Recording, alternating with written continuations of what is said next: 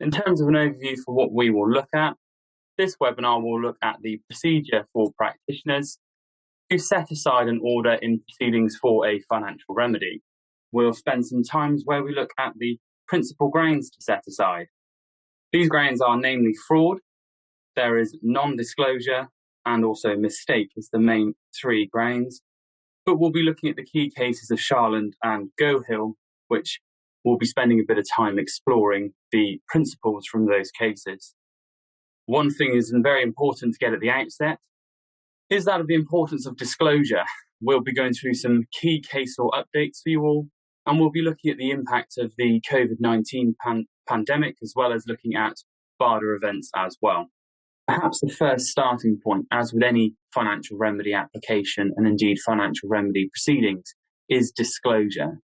And all practitioners to this webinar will note that there is a duty to provide full, frank and clear disclosure of all financial matters in any financial remedy case.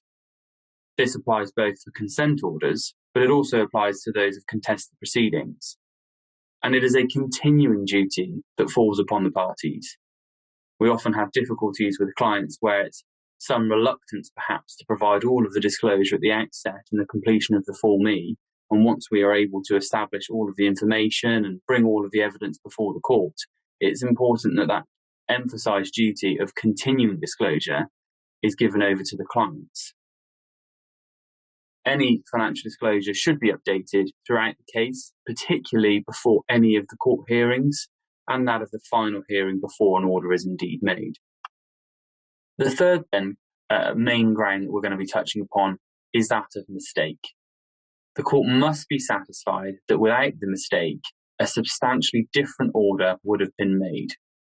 DB versus DLJ in 2016 set out the applicable principles. Firstly, if the true facts upon which the previous order was based were not known by the parties or the court at the time that the original order was made. Secondly, an applicant must show that the true facts would have led to the court making a materially different order. Thirdly, the true facts were not the applicant's fault.